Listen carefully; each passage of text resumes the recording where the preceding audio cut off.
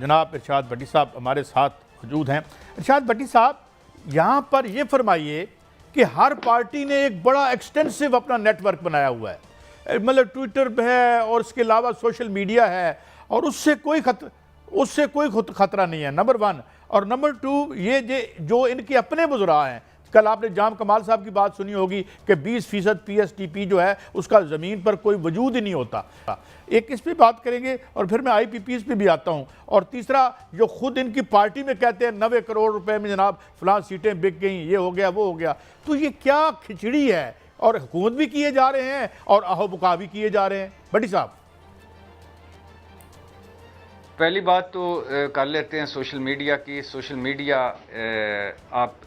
میں پہلے دن سے اس حق میں ہوں اور آپ بھی ہوں گے، ہم نے اکٹھے اس پہ بات بھی کی ہوئی ہے کئی شوز میں، کہ کسی کی پگڑی اچھالنا، کسی کے پر جھوٹا الزام لگانا، جھوٹا پروپیگنڈا کرنا، ملکی سلامتی پر کوئی ٹرینڈ چلانا یا ملکی سلامتی اداروں کے خلاف کوئی کرنا، وہ نہیں ہونا چاہیے اور اس پر واقعی پابندی لگنی چاہیے اور اس کو فکس کرنا چاہیے۔ لیکن ہمارے یہاں پر ہوتا یہ ہے کہ ایک تو پہلے ہم چیز کو دیکھتے رہتے ہیں، ایک ریڑھی لگتی ہے، ریڑھی لگنے کے بعد اس کے ساتھ چند بوریاں آتی ہیں، چند بوریوں کے ساتھ ہلکا سا کھوکھا بنتا ہے، کھوکھا بننے کے بعد ایک عمارت بن جاتی ہے، عمارت بننے کے بعد اس میں دکانیں بن جاتی ہیں، اور پھر ایک دن محکمہ اٹھتا ہے اور آ کے کھڑا ہو جاتا ہے کہ یہ تو سارا غیر قانونی ہے۔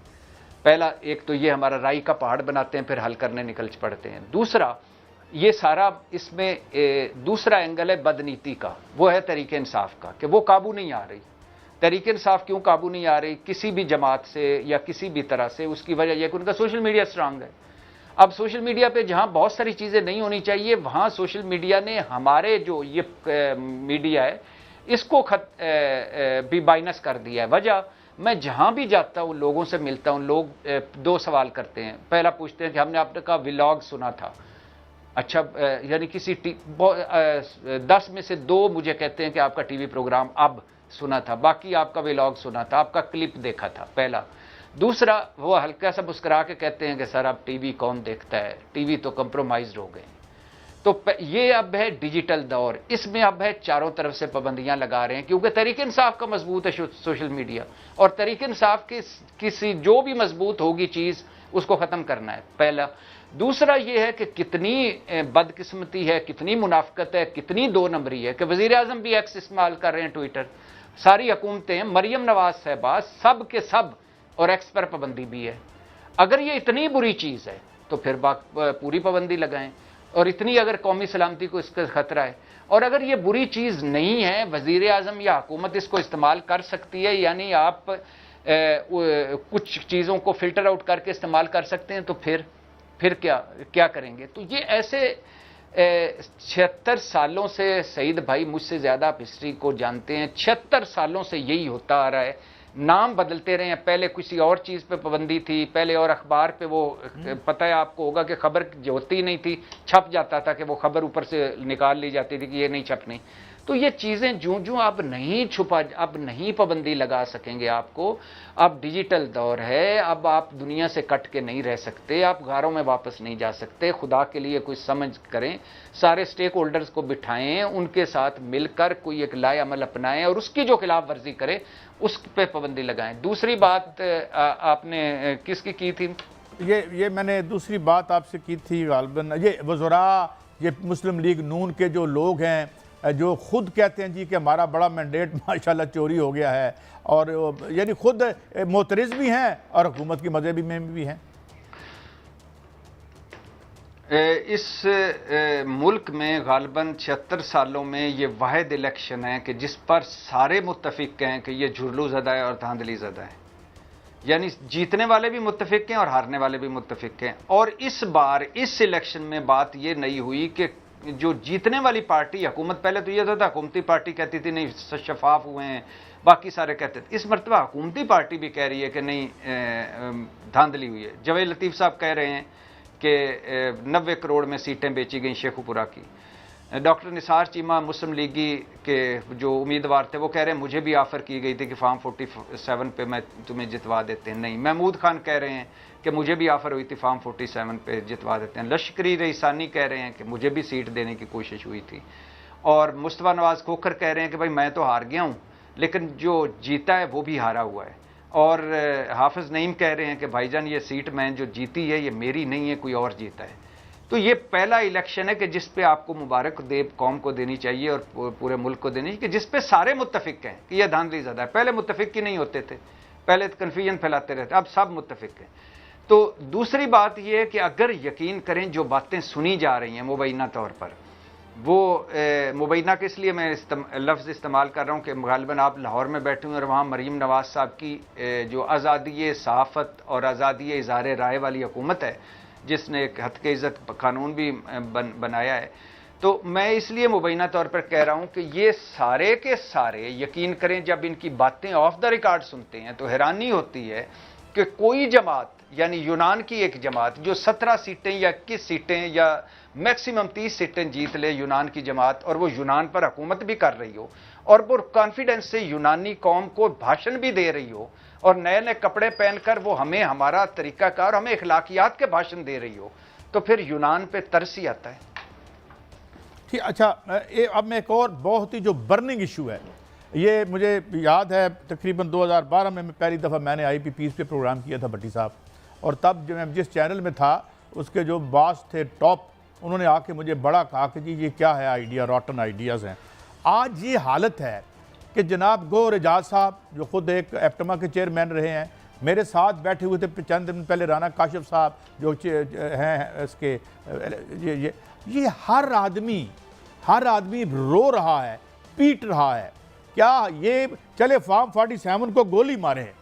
1993 سے کیا ہم یہ مطالبہ کر سکتے ہیں کہ یہ معاہدے کس نے کیے تھے، ان کو باہر نکالو، اور اس کے بعد ہمیں بتاؤ کہ یہاں تقریباً 150 بلین ڈالر کا گھپلا ہوا، کیونکہ 45 بلین ڈالر تو ورلڈ بینک مانتا ہے، which is a gross understatement۔ تو آپ کیا سمجھتے ہیں کہ یہ بحران کب تک عوام برداشت کریں گے، یہ بوجھ بجلی کا، اور اس کا کوئی ان کے پاس حل آپ کو نظر آتا ہے بھٹی صاحب؟ پہلی بات تو یہ کہ سعید بھائی، میں نے اور آپ نے بھی اس پہ، آپ کو یاد ہوگا کہ ہم نے 2-3 پروگرام اس پہ کیے تھے، ایک ان دنوں بھی لوڈ شیڈنگ ہی تھی خیر سے، اچھا، اور غالباً عمران خان حکومت تھی۔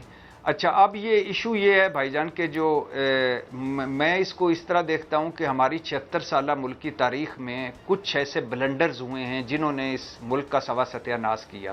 اس میں ڈیفینیٹلی جو مارشل لا لگے، آئین ٹوٹا اور ملک ٹوٹا، اور اس کے علاوہ مینڈیٹ چوری ہوئے، یہ تو ہیں۔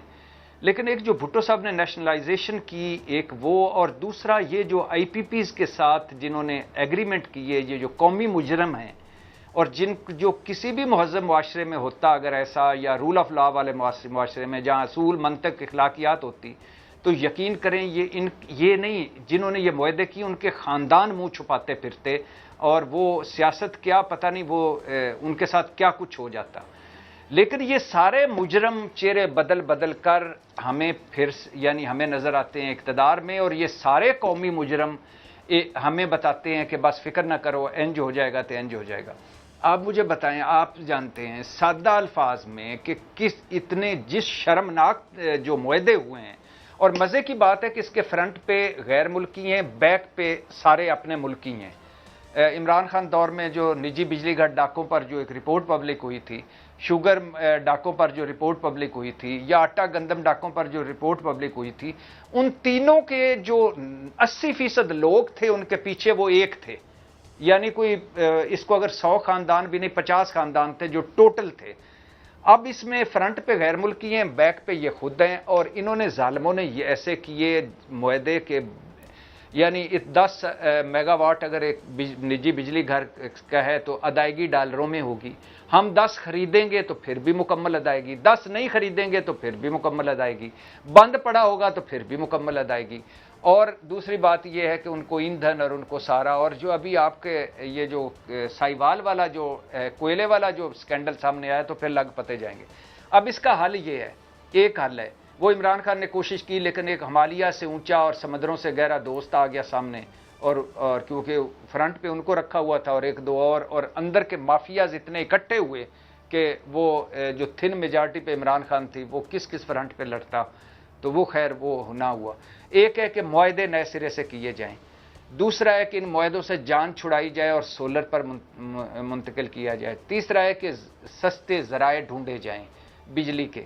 یقین کریں ہمارے ہاں لوگ کہتے ہیں اور میں پہلے نہیں مانتا تھا, مانتا ہوں کہ انقلاب انقلوب اتنے نہیں آنا, یہ وہ قوم نہیں جڑی انقلاب لے آئے گی. لیکن یقین کریں یہ جو بجلی ہے اور یہ جو مہنگائی ہے, بے روزگاری ہے, یہ غربت ہے, یہ لاوا پک رہا ہے. اور جب ٹی وی پہ کوئی بیٹھتا ہے, میں اتنی بڑی بڑی بد دعائیں اور اتنے بڑے بڑے نازیبا الفاظ سنتا ہوں جب ٹی وی پہ کوئی بیٹھ کے بھاشن دیتا ہے ان چیزوں پہ. تو جو لوگ آگے ٹی وی میرے ساتھ بیٹھ رہتے ہیں, میں ان کے حیران ہو جاتا ہوں ان کے منہ دیکھ کے کہ یہ کیا باتیں کر رہے ہیں. تو یہ حقیقت سے عاری لوگ ہیں, اور ان ساروں کو چونکہ ان مسائل کا کوئی فکر ہی نہیں ہے. اگلے 100 سال بھی زرداری صاحب اینڈ فیملی کا بجلی کا مسئلہ نہیں ہوگا, کیونکہ ان کے پاس اللہ نے اتنا ان کو دے دیا ہے. بلاول بھٹو نے ایک دن کام نہیں کیا اور ارب پتی ہے, اس کو کیا ضرورت ہے بجلی کی. اور 5 بر اعظموں میں جدادیں ہیں, جہاں لوڈ شیڈنگ نہیں ہوگی وہاں یہ چلے جائیں گے. مریم نواز صاحبہ کی ساری زندگی, بلکہ آگے جنید صفدر صاحب آگے ان کے بچے اللہ ان کو لمبی زندگیاں دے, ان کا بھی کوئی مسئلہ نہیں ہے. باقی یہ 10% اشرافیہ کا بھی کوئی مسئلہ نہیں ہے, بیوروکریسی کا بھی کوئی, ان کو کون سی بجلی ان کے جو مفت مل رہی ہے کم ہوئی ہے. باقی اوپر وزراء کا, اور ابھی بجٹ دیکھ لیں کہ ان کے تو زرداری صاحب کے مالی باغ کی بجٹ ڈبل ہو گیا. زرداری صاحب کا تو 85 ملازم ہیں جو باغ ایوان صدر کی حفاظت کرتے ہیں. قافلہ گاڑیوں کے قافلے کا بجٹ ڈبل ہو گیا. ایوان صدر کا, وزیر اعظم ہاؤس کا, ارکان پارلیمنٹ کا, بیوروکریسی کا, افسروں کا, ساروں کا کام چل رہا ہے. ہم رل رہے ہیں اور ہماری چیخیں نکل رہی ہیں, اور ابھی ابتدا ہے. ابھی آگے دیکھیے ہوتا ہے کیا, اور مشکل ترین وقت آنے والا اس قوم پہ. اور یقین کریں جو میں ایک آپ سے, میں شروع میں مجھے یاد تھا, میں آپ کے ذریعے پہنچانا چاہتا ہوں. میں یو اے ای سے آیا ہوں, یہ موضوع سے ہٹ کر ہے, یو اے ای سے آیا ہوں اس مرتبہ, بچوں کے ساتھ گیا ہوا تھا ابھی 2 دن پہلے. یقین کریں جو 24 شہر ہیں جو انہوں نے ہم پہ پابندی لگائی ہوئی ہے, اور میں نے وہاں پوچھا ان لوگوں سے کہ کیوں لگائی ہے, کہتے ہیں جی یہ بھیک مانگتے ہیں. اب میں سوچ رہا تھا کہ اس شخص, اس بھلے مانس پہ پابندی لگی ہے یو اے ای میں, جس نے مانا ہوا ہے, پہلا بندہ ہے جس نے مانا ہوا ہے کہ ہاں ہم بھکاری ہیں اور ہمارے پاس کوئی چوائس نہیں. اور دوسری بات ہے ان سارے قومی مجرموں پر پابندی لگنی چاہیے, ان کے پاسپورٹ بلاک ہونے چاہیے جو خود بھی بھکاری تھے اصل میں, جنہوں نے اس ملک کو بھکاری بنا دیا اور جنہوں نے اس قوم کو بھکاری بنا دیا. کوئی آٹے بے نظیر انکم سپورٹس پروگرام کی لائن میں, کوئی آٹے کی لائن میں, کوئی یوٹیلٹی اسٹور کی لائن میں. بٹی صاحب ایک بڑا عجیب ملک ہے کہ جس میں حکمران جو ہیں وہ ٹریلینئر ہیں اور ملک بھکاری ہے. ایک بریک ہے ناظرین, بریک پر ہوتے ہیں, ہمارے ساتھ رہیے.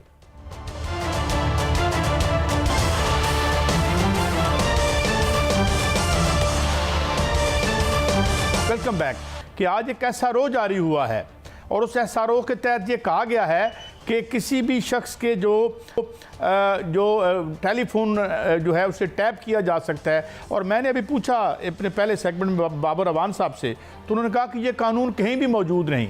کیا خوف ہے, کیا ڈر ہے؟ اتنی طاقتور ماشاءاللہ حکومت ہے, سارے ادارے اس کے ساتھ کھڑے ہیں, تو وائی آل دیز لاز, اور ان کا نتیجہ کیا نکلے گا بٹی صاحب؟ دیکھیے پہلی بات تو یہ ہے کہ مہربانی کر کے درست فرما لیں کہ حکومت طاقتور نہیں ہے. طاقتور ہوتی ہے اخلاقی جو حیثیت ہوتی ہے کسی بھی چیز کی. جب بندہ اخلاقیات نیچے گراؤنڈ نہ ہو اور اخلاقی برتری لیس ہو حکومت, مقبولیت لیس ہو حکومت, اور ایک بڑا شدید قسم کا الیکشن کے بعد الزام لگ رہا ہو کہ یہ فارم 47 کی حکومت ہے, مصنوعی حکومت ہے, اقلیتی حکومت ہے, تو وہ حکومتیں مضبوط نہیں ہوتی. مضبوط وہ ہوتی ہیں جن کے پیچھے لوگ کھڑے ہوتے ہیں. اور اس الیکشن میں تو ہمیں ایسا لگا کہ نواز شریف صاحب کی اپنی سیٹ مشکوک ہو گئی, تو جب یہ عالم ہو تو مضبوط نہیں ہوتی. دوسرا, مضبوط اس وقت حکومت ہوتی ہے جب نیت صاف ہو. مشکل فیصلے ہوتے ہیں, مشکل فیصلے لینے پڑتے ہیں, لیکن جب نیت صاف ہو, جب نیت ہی ذاتی مفادات ہو اور بدنیتی پر نیت کھڑی ہو, تو پھر حکومت مضبوط نہیں ہوتی. اور تیسری بات یہ ہے کہ 40 سال سے جن لوگوں کی وجہ سے یہ مسائل پیدا ہوئے ہیں, ایک بار پھر ہم نے ان کو یہ سونپ دیا ہے کہ آپ مسائل حل کریں.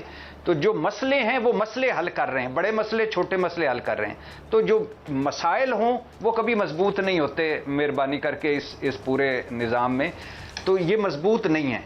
دوسری بات, یہ جو ایک بڑا